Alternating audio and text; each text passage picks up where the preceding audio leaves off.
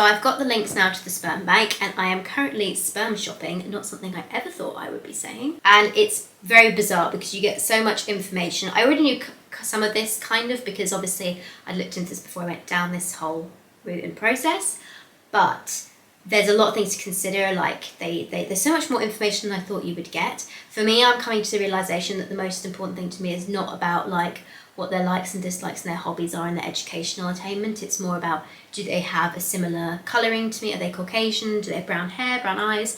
That sort of thing. Because I really want my child to look as similar to me as possible.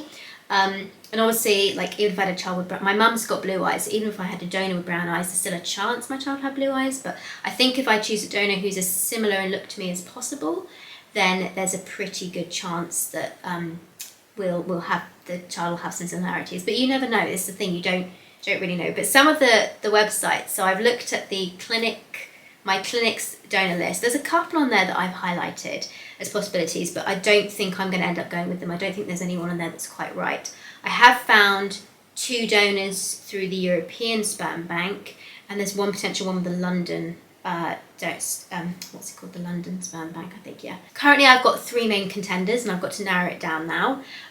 They also do have links with other banks, but with the UK, you have to buy a pregnancy slot because you can only have up to 10 babies born from one sperm donor, because otherwise when they get older they risk kind of bumping into each other. And my understanding is the US doesn't have that same kind of monitoring, so I don't really want to go for a donor over there. I think I want to try and keep it within the UK, Europe, one of those clinics. So anyway, I'm still learning lots as I go along, but this is it's exciting. It's getting real now.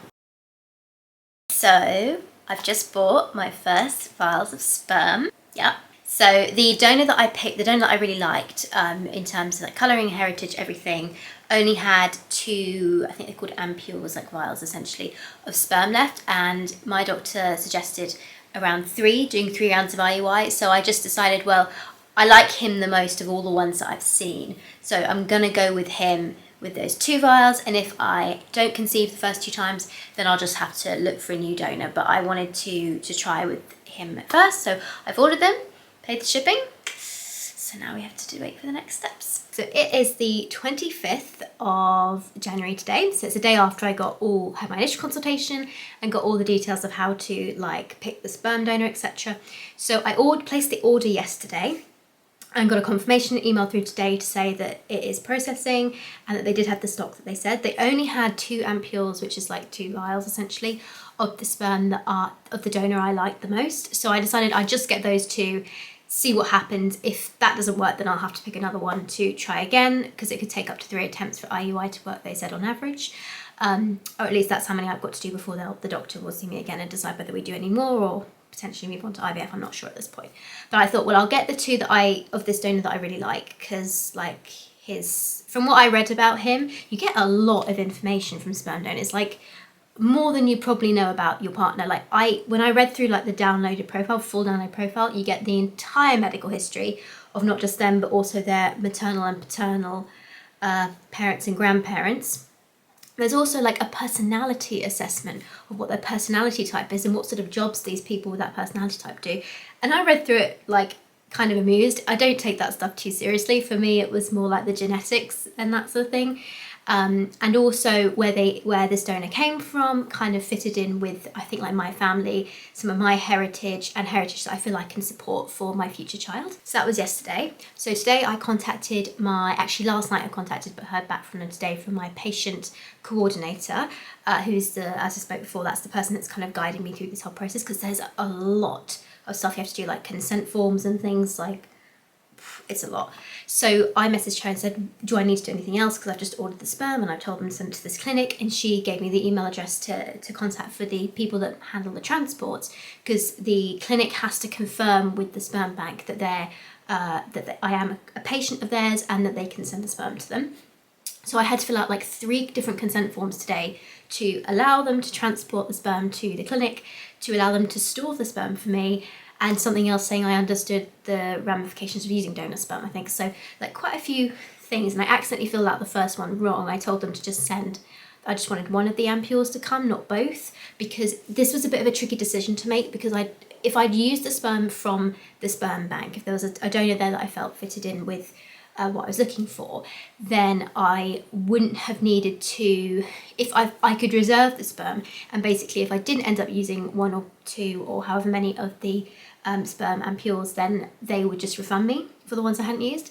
But because I'm using an overseas sperm bank, a European sperm bank, I can only get a refund if the sperm is still with them, but you have to pay a storage fee to leave it there. So I decided, because it was just 2 ampules, I just had them both shipped. But I accidentally on this form wrote down to ship one, and I was like, I don't want to pay the storage fee with the other sperm bank and have just one shipped here. I want them both here. So I messaged them and said, could they send me that form again, which they did. So I've done that one correctly now. So that is what I've done up to now. So the next step is I need to wait for my period to start, which is probably around this weekend. And then I've got to call them up and book in my HyCoSy scans. So hopefully that should all go well. As long as it does, we're good to go in March for insemination. Although I am now, like I've been having a big debate that started last night about whether or not to delay my first insemination, because I worked out if I do inseminate in March, then my due date is going to be in December. Didn't really want to have my child had their birthday and Christmas in December, because I'm like, if you can pick these things, surely you want to spread it out a bit more. My birthday's in the summer, it's in July, and I always felt that was a really good sort of gap to have, because it was like every 6 months roughly you get presents, and I was like, this is a good even distribution of presents throughout the year. That was me as a child growing up. So there's a bit of me, it's like, should I maybe delay it by like 1 or 2 months just to make sure that I don't have a baby born around the same time as Christmas, given that this is such a big thing? Or do I just want to go ahead and do it because the chances are it's going to take 3 attempts to work anyway? So that's currently in my headspace, that I haven't decided yet what I'm going to do about it, whether I'm going to go ahead and go straight into it in March, or if I'm going to wait until a bit later. It is January the 28th, it's a Friday, and I heard that my sperm has been shipped today, which is very exciting. It's been a bit of a weird week actually, because I bought the sperm on Monday, and then ever since then I've been dealing with like this toing and froing in my mind of, somehow when I bought the sperm that made it all really real, like, oh my gosh, I'm actually doing this. And even though I've been thinking about this since I was 20, so like 4 years, and I've had time to look into it and to, you know, watch lots of videos and just do, you know, lots of research. And in September was the time that I actually went, yeah, I want to do this. I want to go ahead and do this now.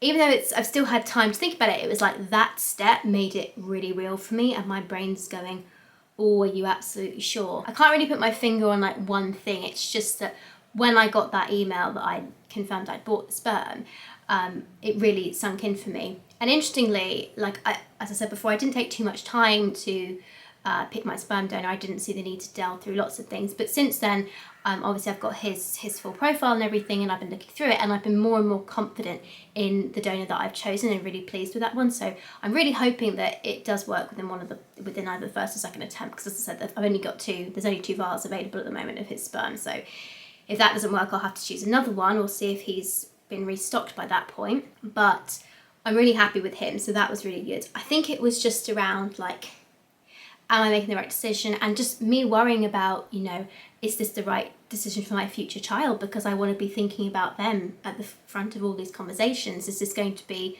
something that they're okay with? And so I've been watching lots and lots of videos over the last couple of days of pretty much every video I can get my hand on about people who've been through donor conception and their experiences, people who are donor conceived. And it's tricky. The one thing I've discovered that is really tricky is that there's such a difference in how people who have been donor conceived have experienced that, because some were never told as children. They were just led to believe that they were their biological parents' children because they were encouraged to by the doctors. And so that's been broken in later life a lot of the times by those DNA tests that people can take now. And so that's been a shock to the system, and so a lot of them are quite cross about that, and also they've used anonymous donors, they can't track them down.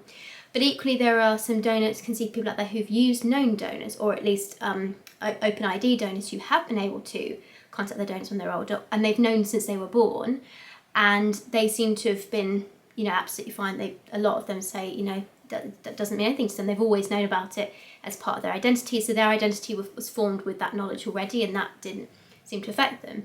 So there's all these different things to take into consideration, because I'm just trying to make sure, as I said, trying to make sure I make the right decision, but also taking into account like how much society has changed. And I was thinking about this just as I was going through these videos, like in the last 20 years alone, so much has changed. Like 20 years ago, you weren't allowed to talk in schools about people being gay. It was actually illegal.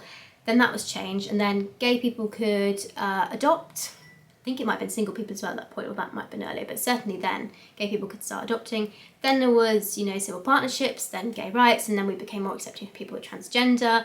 If you think about YouTube and the stereotypes they've broken, we've empowered all different types of body shapes and sizes.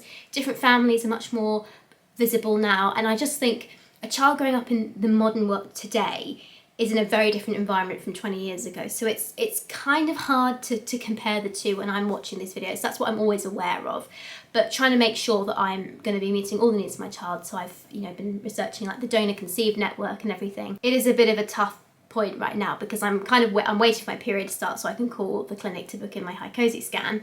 And so I had this time to really think about stuff and my mind to go, are you sure you want this? Are you absolutely sure? And even though I made the decision a while ago and, you know, I had a lot of time to come to that decision and I am confident I want a child and I want to go through this, it's those little moments. And at night, still at night time, like it's really difficult at night. My brain is just like, oh my gosh, you know, you're going to sacrifice your freedom, just everything, you know how your brain just tells you all this stuff at night. In the day, I'm fine, I'm ecstatic, so excited to do it. And then at night, it's like, oh my gosh. So I'm hoping that doesn't last too long. So today is February the 5th, and I realised a couple of things have happened that I haven't updated you guys on, so figured I'd jump on and quickly do that now.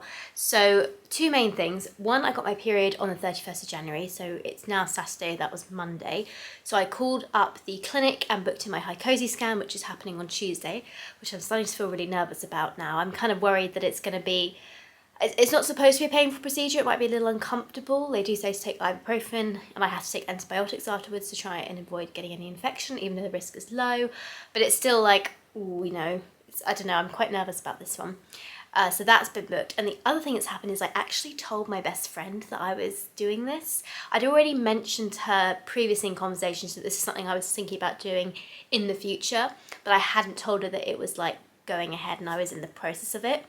But I decided that I did actually want to tell her because she's my closest friend, and I had another friend who I had told because she's been through fertility treatment, and so we kind of had that connection. It was kind of good to talk to her about what clinics she'd use, etc., recommendations, that sort of thing. But this friend I hadn't told. My close friend who I've known for ages, I hadn't told her that I was like currently going through this, so that was quite nice to tell her, and we had a good chat about it, and that was really great. She's really supportive, which is wonderful. So I've currently told my parents, two friends, and there's one friend of my mum's who knows because she's a gynecologist and I was talking to her about like wanting to know some of the processes and stuff. But other than that, I've kept it quiet from, it's not online, and I talk about a lot of stuff online, so keeping that quiet's been interesting. Like none of my other friends know, none of my fostering friends know. It's really weird to be keeping it so secretive, but yeah, starting to open up to a few people about it. I think that's it for now though. I want to kind of keep it as a surprise for if this hopefully is successful, then I will announce it then. But that's my last friend that's the last person who I was kind of on the fence about whether or not to tell now or to keep it a secret for, so I'm glad I did tell her. Also, completely forgot to add before I just went and had a shower, something else that has changed is that since I've got through my first period, which I was really nervous about, and actually ended up being okay, like I had cramps, but I was able to manage it with pain medication.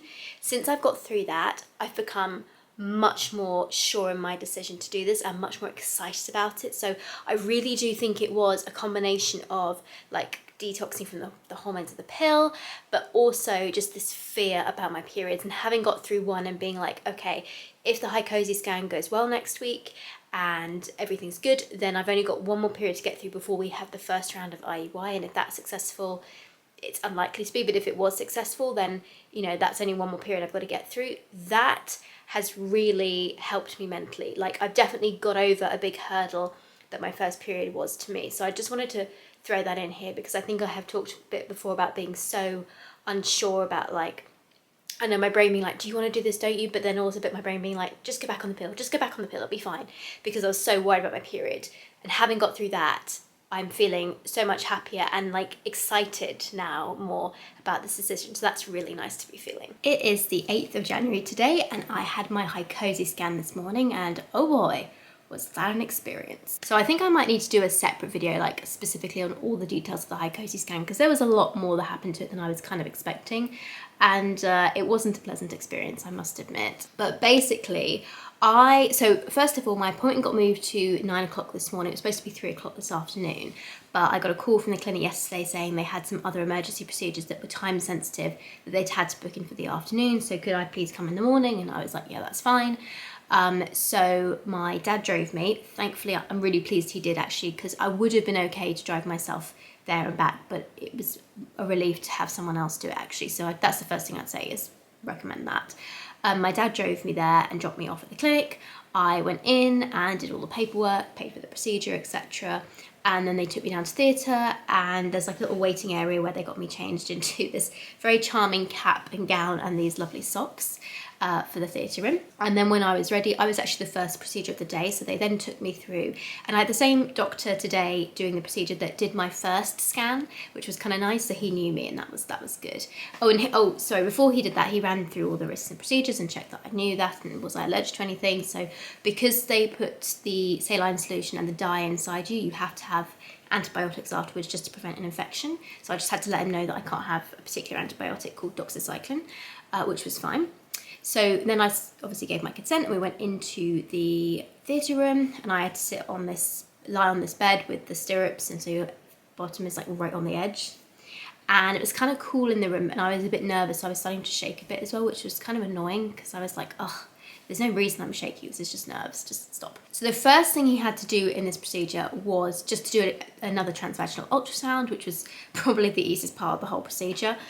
So he did that, looked around, it all looked normal, which was great. So then he had to put the catheter in. And to do that, they have to use a speculum. Now, I've not had a speculum used before. I have been to the sexual health clinic once and they did a swab, but I don't think she used a speculum, or if she did, she didn't open it very wide at all.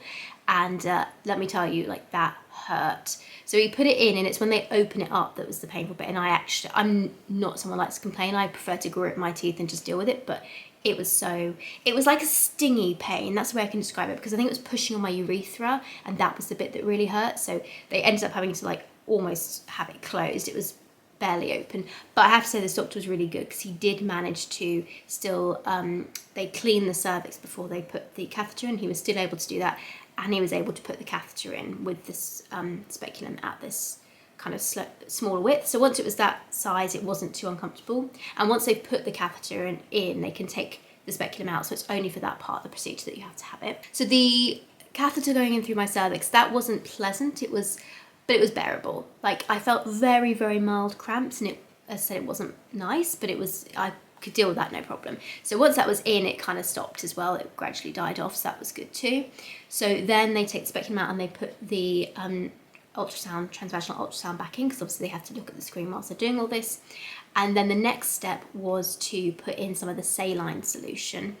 Now this was the bit I was not quite prepared for. That freaking hurt. And actually the cramps I got from, so the nurse initially pushed a little bit in just to check out the cavity, and that caused some cramping pain, and then it kind of died away.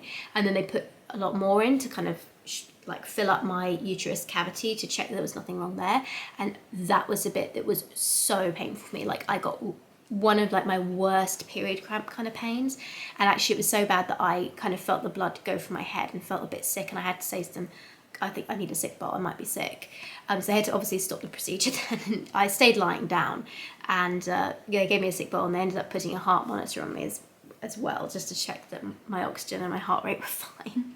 So that was a bit embarrassing. But fortunately, like within, I'd say about 30 seconds, the pain started to wear off, and I wasn't feeling quite so, once that happened, I very quickly kind of came back to myself. So we had about a 5 to 10 minute break.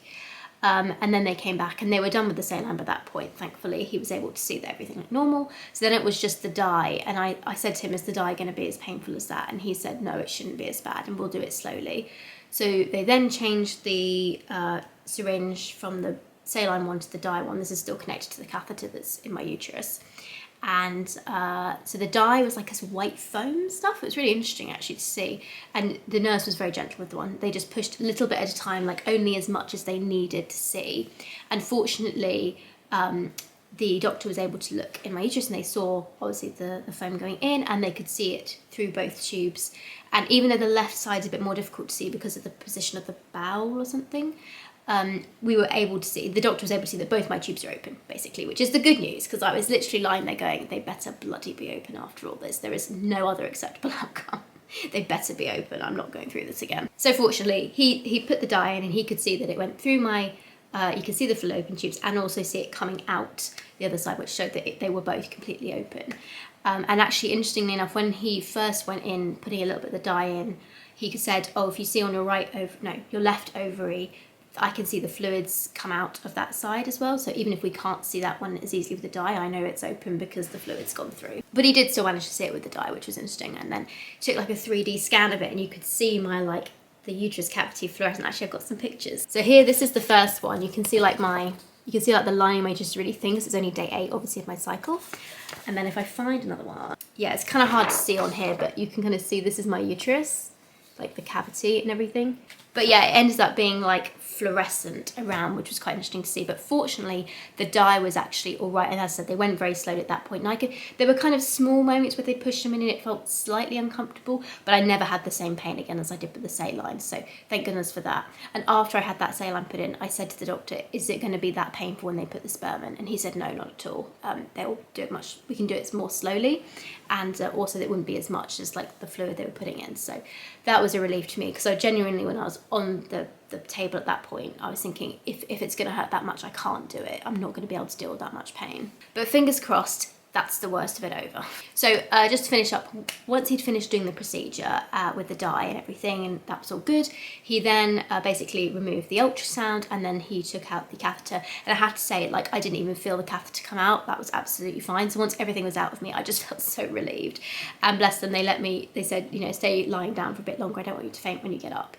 And by that point, I was feeling a bit better and I sort of slowly sat up and then was able to kind of wipe myself up, because there's literally like fluid coming out of you at that point. And as I said, the nurse was very kind and they gave me like the back of my gown to hold together, and I went back into the waiting room, which was just literally across the hallway, and sat back down on the chair that I'd been given to recover on, which had like a little padding, you know, like those dog pads that they have those on the seats because they know you're going to be dripping after this procedure. And they got me a cup of tea and some biscuits too, which was really nice. So that was all good. So fortunately that's done. The only thing I have to do now is I've been given some antibiotics, just 1 day's worth of antibiotics that I have to take because there's a risk of infection, because they've obviously injected like saline and dye into me. But it is just 1 day, because I was worried I might have to take like a whole week's worth of antibiotics, and I'm not very good with antibiotics, but he was like, no, it's just a day. So I've got to have a good meal later on and then take those. So yeah, really not a pleasant experience, the Hycosi scan.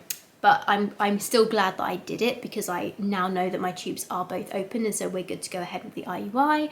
And so the next thing I've got to have done, I believe, is my blood tests, and then it's just a case of starting with my next cycle and hopefully being able to do the insemination next month. So fingers crossed for that.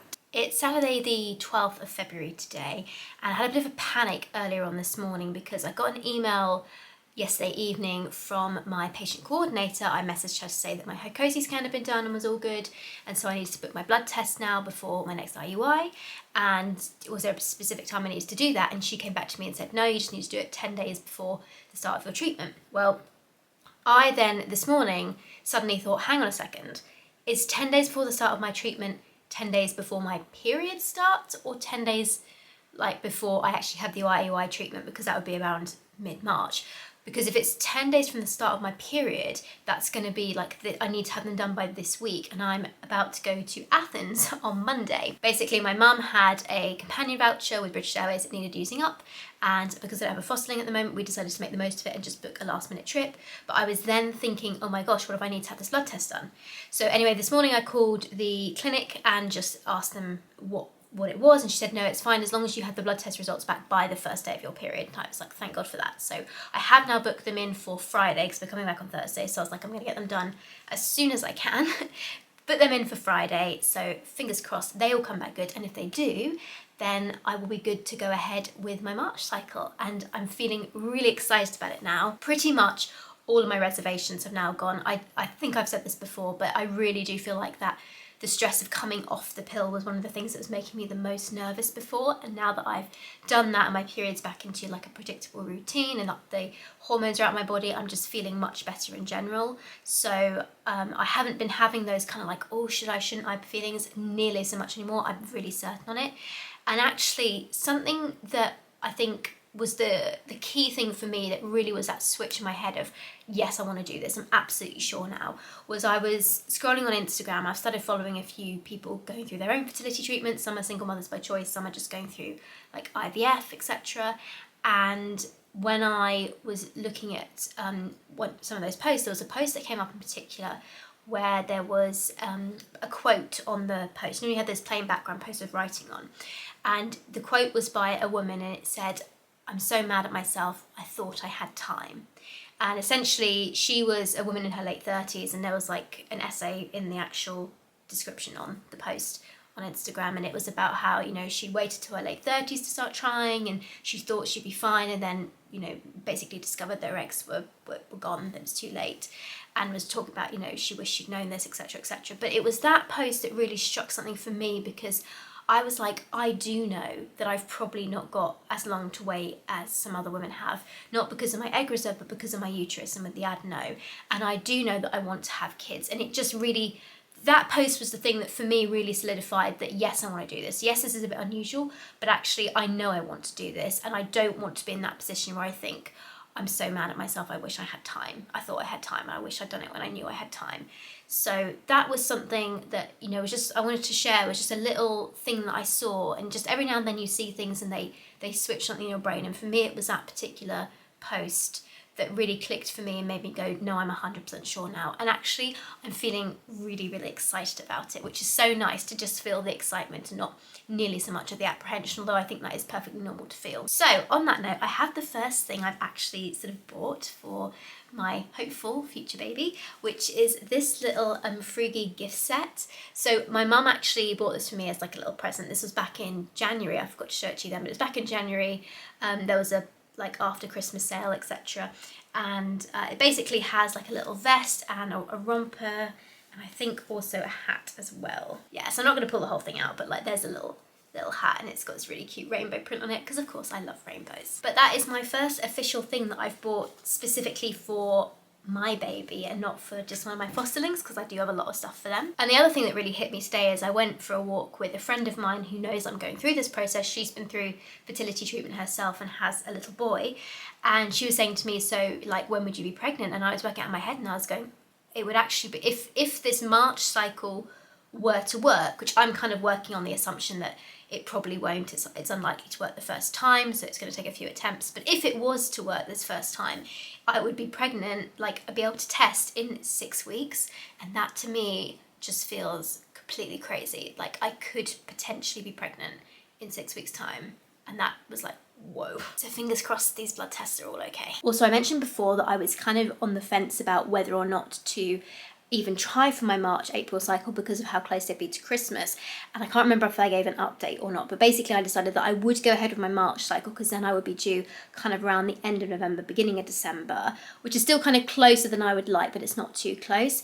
But if my March cycle is not successful, then I would skip my April cycle and not try again until May, because April would put me like bang on Christmas time, and I don't want that. So I thought, well, even though there's only so much you can predict and they could always be born early, who knows, I don't want to try in April. I would skip to May after that point. But I didn't want to wait that long to try my first cycle, so I decided that March would be okay. So I am going to go ahead with my March cycle as long as everything's fine with the bloods.